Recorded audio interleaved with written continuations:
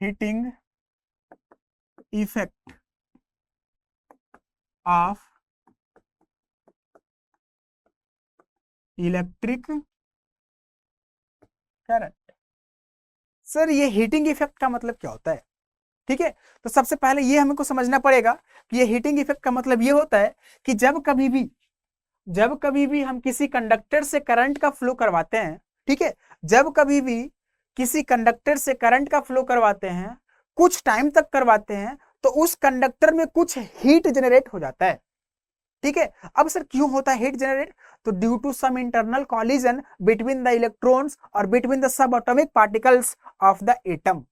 आई बात समझ में? ठीक है, सपोज करो कि अपने पास एक कंडक्टर है और इस कंडक्टर के अक्रॉस मैं करंट का फ्लो करवा रहा हूं कुछ इस तरह से।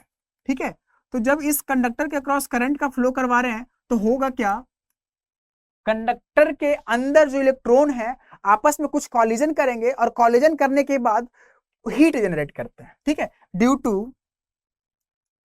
टू इंटरनल collision of electrons energy is released in the form of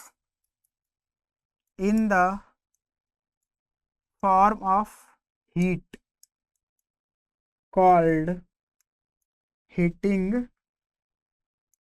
effect of current.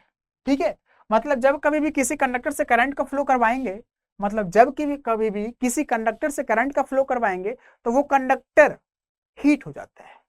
क्यों? क्योंकि इलेक्ट्रॉन का इंटरनल कॉलिजन होता है, सब एटॉमिक पार्टिकल्स का कॉलिजन होता है। ठीक है, और due to that collision energy release होता है in the form of heat, और उसी को हम लोग पढ़ेंगे अभी heating effect of electric current के नाम से। ठीक है, तो अब थोड़ा डिटेल बात करते हैं heating effect of electric current में। इसमें यही बोला जाता है कि heat produced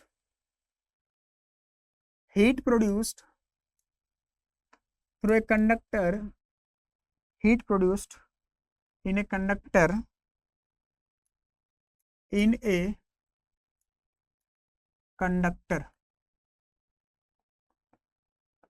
is directly proportional to the square of the current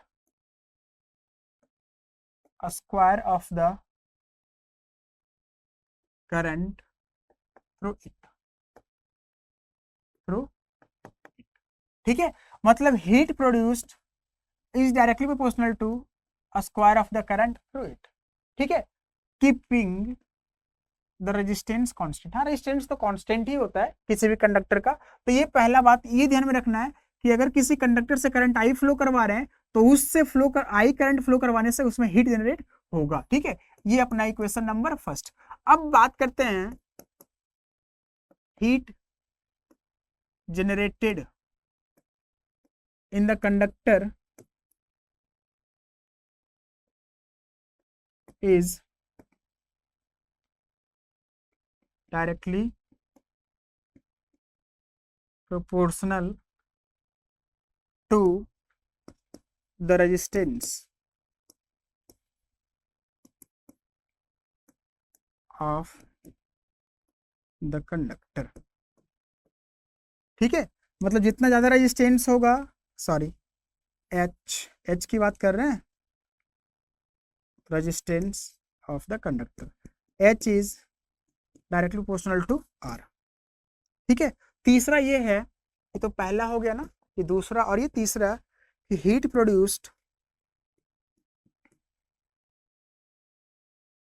is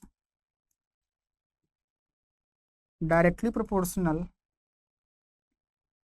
to the time for which the current is flown, for which the current is flown। ठीक है, तो टाइम का मतलब H is directly proportional to T. ठीक है, इस वाले को फर्स्ट बोला मैंने, इस वाले को सेकेंड, और इस वाले को थर्ड। ठीक है, अब बात करते हैं तीनों की कॉम्बिनेशन की। ठीक है, on combine equation number first, second and third, जब तीनों को कंबाइन करेंगे तो अपने को क्या मिलेगा? ठीक है, h is directly proportional to, मतलब h equals to I square R into T. ठीक है, ये ध्यान रखना है, और इसी को हम लोग बोलते हैं Joule's heating law. Joule's heating law, इसमें ये बोला जाता है कि किसी भी कंडक्टर के क्रॉस हीट जो प्रोड्यूस होता है वो directly proportional to the square of the current and resistance of the current and the time for which the current is flown through the conductor. ठीक है, ये ध्यान रखने वाली बात है, इसी को बोलते हैं जूल्स हीटिंग लॉ। ठीक है, अब हम लोग कुछ और भी बातें करते हैं। ये था अपना बेसिक कॉन्सेप्ट, अगर ये सब बेसिक बातें थी अपना heating effect of electric current पे। अब हम लोग आगे मूव करते हैं, पावर की बातें करते हैं। ठीक है, जो कि अपना करंट इलेक्ट्रिसिटी का लास्ट टॉपिक है और वो है इलेक्ट्रिक पावर। ठीक है, तो इलेक्ट्रिक पावर हेडिंग लगा है, तो ये मैं न्यू स्लाइड्स पे करता हूँ। ठीक है, इलेक्ट्रिक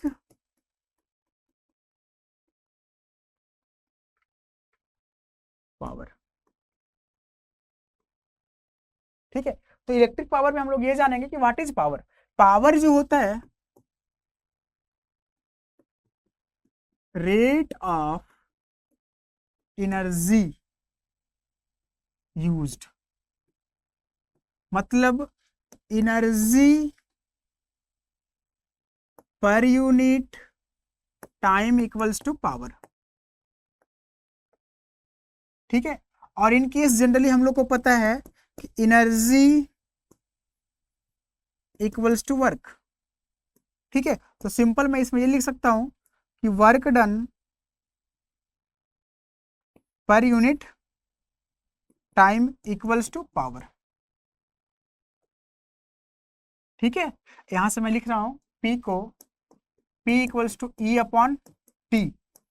ठीक है, ये पहला, ये सब फॉर्मूला थोड़ा ध्यान में रखना है। यहां से मैं लिख रहा हूं P equals to W upon T, ये वर्क अपॉन टाइम। ठीक है, कहीं वर्क दिया होता है तो कहीं एनर्जी दिया होता है। ठीक है, अपने को ध्यान रखना है कि अपने को कौन सा फॉर्मूला कब यूज करना है। ठीक है, एनर्जी वाला कब यूज करना है, वर्क वाला कब यूज करना है। ठीक है, अब आगे मूव करते हैं थोड़ा ध्यान से। तो अपने को पता है कि इलेक्ट्रिक पोटेंशियल होता है V equals to work done per unit charge. ठीक है, तो यहां से अपने को क्या मिलेगा? Work done equals to V into Q, मतलब W equals to Q into V।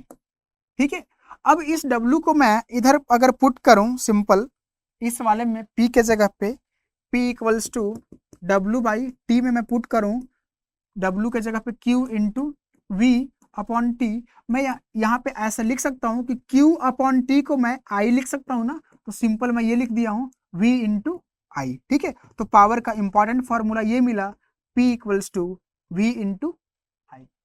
ठीक है, ये ध्यान रखने वाली बात है कि power equals to V into I. थोड़ा और देखे तो ओम्स लॉ के अकॉर्डिंग हमको ये पता है, ओम्स लॉ के अकॉर्डिंग अपन ये जानते हैं कि V equals to I R, और इस V के जगह पे मैं आई आर भी पुट कर सकता हूं। तो पावर का फॉर्मूला ये होगा P equals to I R into I. ठीक है, यहां से P equals to I square into R के बराबर। क्लियर है, ये थोड़ा ध्यान रखने वाली बात है कि जब P equals to I square R मिला, ठीक है, यहाँ पे और और भी कुछ अगर डिराइव करना चाहे तो मैं यहाँ से सिंपल आई को हटाऊं तो क्या मिलेगा? ओम्स लॉ के अकॉर्डिंग यहाँ से ओम्स लॉ भी यूज कर लो। ओम्स लॉ क्या बोलता है? V equals to I R, यहाँ से आई मिलेगा V अपॉन आर। ठीक है, और इस आई को यहाँ पे पुट करेंगे, सॉरी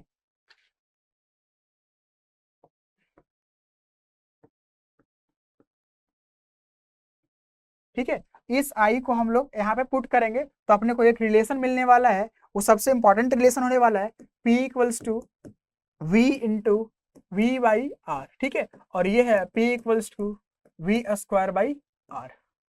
ये तीन फॉर्मूला अपने को याद होना चाहिए, P equals to V into I, P equals to I square R, और P equals to V square by R. ठीक है, ये तीनों है अपना पावर का formula.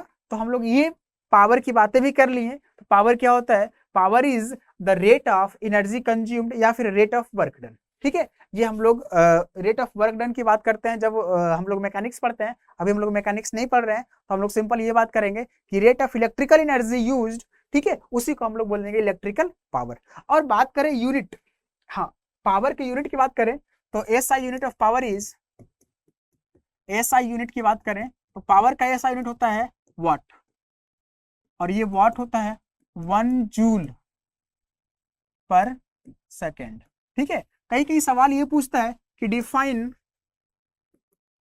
1 watt of power, 1 watt of power.